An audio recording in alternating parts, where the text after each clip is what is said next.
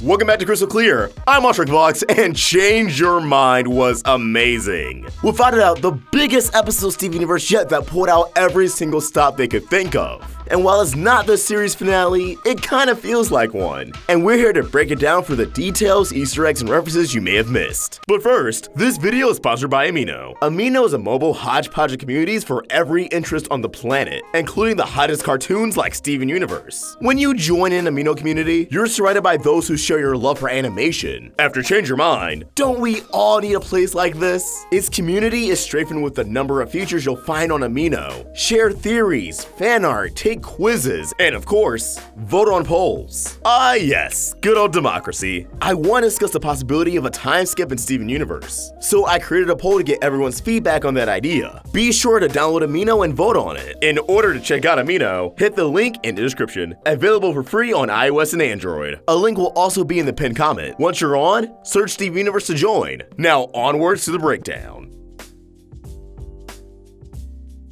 This is the first Steven Universe episode that's 44 minutes in length, without being 4 episodes aired as one special, like with Steven Universe Wanted. Now, we already broke down the meaning of the title Battle of Heart and Mind and Change Your Mind, but one meaning a lot of viewers pointed out could be the acronym for this title, CYM, from the CMYK model, consisting of the colors yellow, blue, and pink. This is the largest group of storyboarders on a single episode. Lamar Abrams, Mickey Brewster, Amber Craig, Hillary Florido, Joe Johnston, Christine Liu, Jeff Liu, Katie Mifroth, Kat Morris, Paul Vilico, Ian Jones-Cordy, and Rebecca Sugar. This is the first time Ian JQ has worked on the show since the season 3 episode Barnmates, and it's the first time he storyboarded since Cat Fingers all the way back in season 1. It's been a long time. We open up this spectacular episode with Steven and another dream memory hybrid of an instance where Pink Diamond was held captive in the prison tower, being scolded by Blue Diamond. Apparently, Pink let loose organics that they kept from a kyanite colony. Kyanite is a dark blue gemstone and a crystal, one that never needs cleansing due to the fact it never accumulates or retains negative energy. This infers there are colonies dedicated to just making one cut of gem, planets with the proper conditions necessary, without harming Homeworld's resources. We see one of Pink Diamond's organic pets in question. It's very reminiscent of those colorful caterpillar stuffed animals and toys. This brief interaction with the alien creature proves to the audience that Pink Diamond always had a soft spot for organic life. She always stood out from the other diamonds and saw value in all beings. It was inevitable she would grow attached to the humans and the Earth. It also implies not every single species the Diamond encountered were wiped out on sight, that perhaps there could still be survivors out there. We also receive more insight into Pink Pearl's backstory, as Blue Diamond references that if Pink Diamond continues to misbehave, her pearl will be taken from her. Steven shifting between the forms of himself, rose quartz, and Pink Diamond drives home the theme of this opening scene and episode as a whole. Identity, who Steven identifies as, his memories and own unique experience versus who he's deemed to be biologically, having to get the estranged side of his family to accept he's not Pink Diamond, he's Steven. A lot of people view the storyline as an allegory for being trans, and I definitely see why. In present day, Steven wakes up to Blue Diamond once again entering the room, scolding him, giving Steven a sense of deja vu. Steven finally manages to open up to Blue Diamond, opening her eyes to the truth. She made Pink Diamond miserable. Homeworld as a whole made Pink Diamond miserable. This scene really hit home for me, and it really embodies another important aspect of this episode that I deal with in my own personal life. Families can suffer from a string of abuse, verbal, mental, and physical. A situation where a child has to internalize all this abuse, stress, and expectations from their parental guardian, causing said child to grow up with the same mindset, never working through their own problems. So when they have siblings or a child of their own, that child is prone to the exact same kind of abuse. It's a very real issue I endure through my life, and I'm sure many others have, because ultimately, it's a lack of communication, and a lot of people don't like talking about their feelings or are afraid to. This is exactly what all the diamonds went through. White abusing yellow and blue abusing pink, without even realizing that they're hurting her. It's heavy. Blue takes Steven and Connie back to Pink's room, where they nourish, hydrate, and change into battle-ready uniforms. Steven accepting that he can't solve the situation by pretending to be Pink Diamond. He can only resolve this by being himself, donning the iconic jeans and star shirt. We also say goodbye to the Pebbles. Bye, Pebbles. Arriving in what appears to be Yellow Diamond's own burning room, she pulls off the classic trope of the enemy waiting in the dark. She knew Blue Diamond would cave and help Steven rescue his friends. Now take a look around Yellow Diamond's burning room. I was looking out to see some bubble gems of the Jade fusion, or maybe even the Zircons. But these all appear to be forced gem fusions. Cluster experiments, bubbled and in a stasis. This puts into question how long Yellow Diamond was planning the cluster for. How many experiments did she conduct, and was she plotting to create other clusters on different planets? We thought all the forced gem fusions were on Earth, but I guess we were wrong. There's a lot more to this than meets the eye. Yellow and Blue Diamond begin to fight. Yellow references how she was the only one there for Blue Diamond after Pink staged her demise. Although if we're being honest, it was definitely a two-way street. Looking at episodes such as That Will Be All. Heck, in that episode, Yellow was actively trying to get Blue Diamond to move on from Pink, while Blue ended up being the one to console Yellow Diamond. In fact, this is exactly what Blue Diamond addresses, that all the diamonds are suffering from White Diamond's rules that are enforced throughout the entire gem race. This results in Yellow Diamond's attempt to destabilize Blue Diamond, although because she's a diamond, it's not an instant poof. Just tests how Blue Diamond's power makes Yellow Diamond tear up, but not bawling tears and incapacitated like other gems who are affected by it. Yellow Diamond name drops two gems during her monologue about perfection, Mica and Stone. Yes, even these are gems on Homeworld. I do believe she's referring to gems and not actual objects or materials, as she ties these gems into how everyone has to make sacrifices, how everyone must meet White's expectations. Steven ties in a grand quote from the second episode of the series, Laser Light Cannon. If every pork chop were perfect, we wouldn't have hot dogs. If every gem was perfect, they wouldn't have gems like Pink Diamond, who bring them moments of levity. Life would be even more miserable for them than it already is. Yellow Diamond cries about Blue Diamond's powers for the first time, a moment we almost got in That'll Be All. And honestly, this hit me a bit. We get confirmation of the short-lived theory that gems pooped by Yellow Diamond directly take a longer time to reform. We saw Peridot and Lapis were still out of commission in escapism, despite taking place a good 2 or 3 days after reunited. And now, a few days after the ball, the crystal gems are still unable to reform. Yellow and Blue escort Steven and Connie to Pink Diamond's ship, but are intercepted by White Pearl, White Diamond docking her ship on top of Pink Diamond's legs, confirming the Diamond Mech theory. White Diamond conducts herself in a very similar manner to the evil stepmother from Cinderella, commanding everyone to go to their rooms. Blue Diamond asking what rooms, which I thought was hilarious because they do seem to have a lot of rooms. Also, the Diamond Mech has eyes. They're creepy. I'm not that big of a fan. Yellow and Blue's arm ships descend from the sky, driven by unknown pilots, dealing direct blows into the Diamond Mech, to which is revealed these pilots are Bismuth, wearing her armor from Reunited, and a reformed Peridot and Lapis Lazuli. The reformation of all the gems in this episode have a lot of callbacks, homages, and attention to detail in all their forms. I plan to make a separate video talking about all these reformations, but I will say they all represent one key thing: their experiences on Earth. It's very obvious Peridot and Lapis are anime inspired. They're especially reminiscent of Kamina from Gurren Lagann. Lapis has his pants, while Peridot's visor resembles his glasses. Row, fight the power! Steven, Yellow, and Blue Diamond attempt to talk about their feelings to White Diamond. Yellow even saying, "We need to talk," which is also the name of a season 2 episode where we saw Greg and Rose communicate about their own feelings. White Diamond induces mind control on Yellow and Blue Diamond,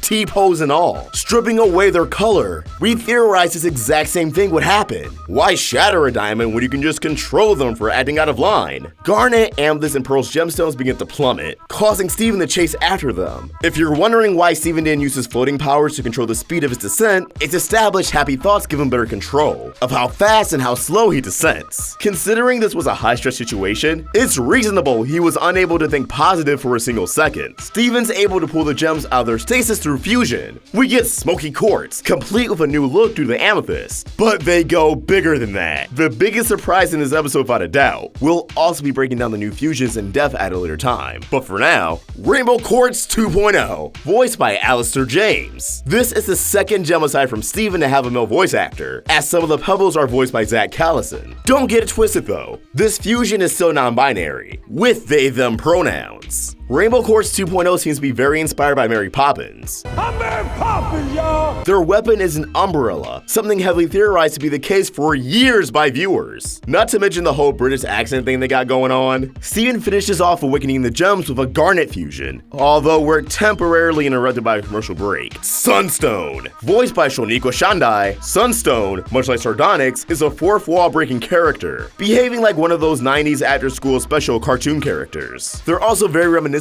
of Kid Vid from Burger King, and the sun, with sunglasses on their face. Honestly, Sunstone is a cereal mascot waiting to happen. I believe the fourth wall breaking is a result of Garnet's future vision giving her fusions a sense of hyper-awareness. Plus, Steven watches a lot of TV. Paradise and Connie's dialogue to Sunstone also seems to be a nod to those 90s, very special episode cartoons. Paradise especially just has impressionable child written all over her. Sunstone also has her own 90s catchphrase, Bunga Kawa. Their weapon appears to be suction cups, which makes sense given the gauntlets, shield, and 90s promotion of non-violence. After Sunstone isn't enough to make it into White Diamond's head, Garnet, Amethyst, Pearl, and Steven decide to finally form Obsidian, the Temple Fusion, whose name was discovered through concepts in the Steven Universe art book. The arrangement of gemstones as they fuse is not only a star, but the same star on the gateway to the gem's rooms in the temple. Obsidian is incredible. The magma in Obsidian's body pattern forms the shape of armor. Their sword greatly resembles the flame blade from Legend of Zelda Breath of the Wild. Obsidian as a whole just has big Zelda vibes. I love them. And much like Malachite, they're voiced by all four gems at the same time. Acel, Deeding Magnahall, Michaela Dietz, and Zach Callison. Once they're inside White Diamond's ship, the gems landing on their feet may seem familiar. This parallels the way they enter the pyramid in Serious Steven, although this time, Steven lands on his feet. White Diamond indulges in a bit of the science behind colors and gemstones. What she says about yellow absorbing all the blue in her light, blue soaking up all the warm in her spectrum, and herself having every color of the light, are all factual information in relation to the color of the gemstones and the spectrum of light. Yeah, science! White Diamond sweetly controls Amethyst, Garnet, and Pearl, addressing their flaws that served as their primary character arcs throughout the series. Amethyst's insecurity over being an overcooked gem, Ruby and Sapphire's dependence on one another, everyone depending on Garnet for clarity, Pearl's obsession and clinging onto the memory of rose quartz. These traits no longer define them, but at one point in the series, definitely consume their lives. Connie swoops in and ends up having a showdown with our mind-controlled Pearl, her own teacher who taught her how to sword fight. I understand they only had 44 minutes,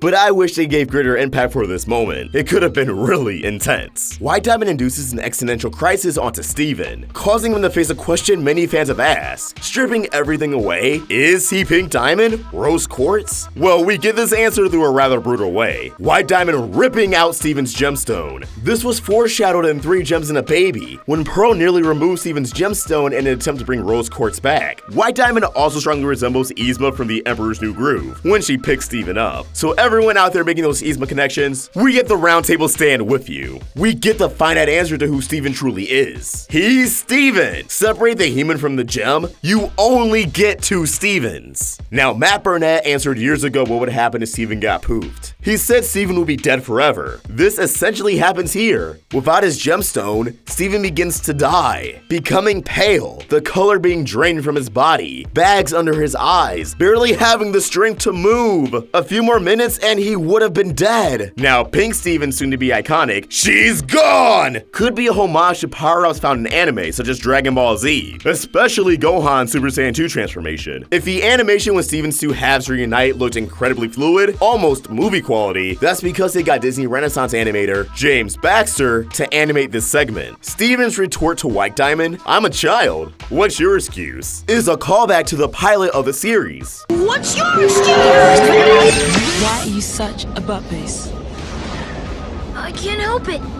What's your excuse? White Diamond blushing, revealing a flaw and array of emotions, makes her by definition off color. Also, she turns pink, something yellow and blue are marked, and even seem to be repulsed by. Oh god, Jesus, blue again? Pink Pearl also returns to her original form, although it's still a mystery on the state of her eye, but we can deduce her crack was before being controlled by White Diamond. Steven tells White she needs to let everyone be whoever they are, that she needs to be whoever she is. A reference to the song Be Wherever You Are from the episode Island Adventure. Back on Earth, Sadie Killer and the suspects seem to have taken a page from Greg's career, performing Let Me Scout My Van Into Your Heart. Lars and the Off-Colors also make it back to Earth to live a happy life. Lars properly meets Lion, and Lars and Sadie reunite. Sadie's green hair is to help illustrate how much the two have changed since they were separated. Sadie's line, "It's really you," mirrors Paradox's exact line to Lapis and reunited. "'Tis the arc for reunions." As Steven performs We Are the Crystal Gems, Change Your Mind version, notice how Ronaldo is already giving Lars flack, obsessing over his wardrobe and seemingly criticizing it for, I assume, not being accurate to whatever anime Ronaldo's reminded of. As Steven and the Diamonds heal the corrupted gems, we encounter almost every single one our heroes faced off with in the series, including Centipedo aka Nephrite, her crew, Worm Monster, Heaven Beetle, Earth Beetle, Watermelon Tourmaline, Ice Monster, Water Bear, Crab Gem, Rainbow Cloud Monster from the comics, former Crystal Gems Biggs and Snowflake, and Jasper! Jasper's back, baby! Some of these uncorrupted gems seem to have visual scars from their corruption,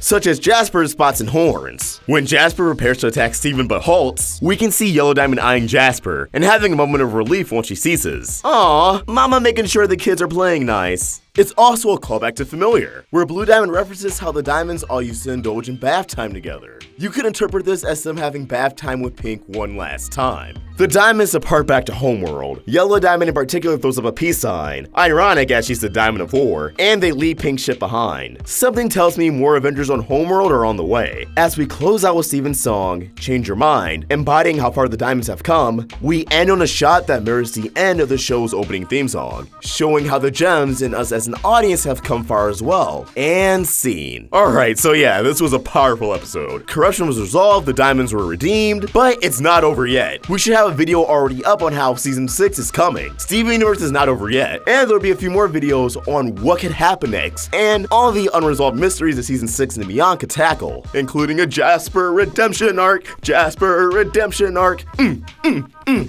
But what did you guys think of this episode? Did we miss anything in our breakdown? It's 44 minutes, so if we did, please cut some slack. Let us know in the comments below, or tweet your thoughts at Roundtable Vids, and for my own thoughts on the episode, you can find me at AwestruckVox. We're also on Instagram. Help the Roundtable grow by becoming a member of this channel and supporting us on Patreon. Get access to exclusive perks. Link in the description. If you enjoyed this video, please remember to like, share, and if you're new here, subscribe. Hit that bell for notifications, stay in the loop with all things Steven. Thank you for watching, and I hope you have an awesome day. I'm AwestruckVox. Thank you for watching this channel throughout Season 5, and I'll see you guys later.